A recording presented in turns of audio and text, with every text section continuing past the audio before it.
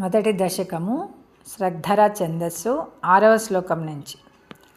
తత్తే ప్రత్యగ్రధారాధరలలితకళాయావళీ కేళికారం లావణ్యస్యైకసారం సుకృతిజనదృశాం పూర్ణపుణ్యావతారం లక్ష్మీనిశ్శంకలీలా నిలయనమమృతస్యందసందోహమంతః సించత్సంచింతకానాం వపురనుకలయే మారుతాగారనాథ. కష్టాతే సృష్టిచేష్టా బహుతరభవఖేదావహ జీవభాజాం ఇత్యేవం పూర్వమాలోచితమజితమయా నైవ మద్యాభిజానే.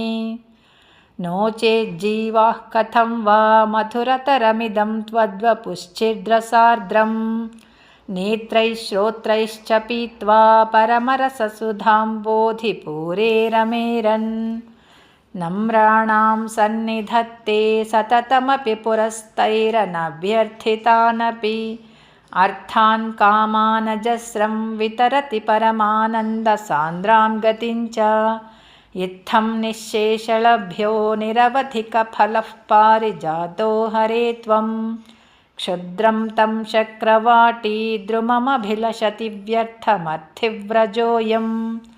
కారుణ్యాత్ కామమన్యం దదతి ఖలు పరే స్వాత్మదస్త్వం విశేషాత్.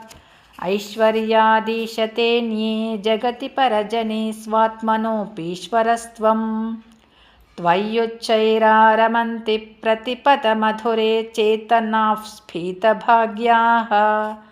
త్వం చాత్మా రామయే వేత్యతులగుణగణాధార శౌరే నమస్తే.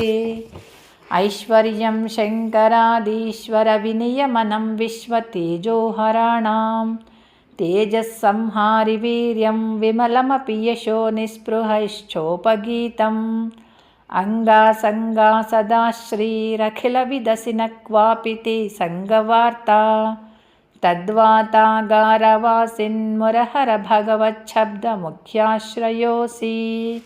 నారాయణ అఖిల గురో భగవన్నమస్తే. శ్రీహరయే నమః.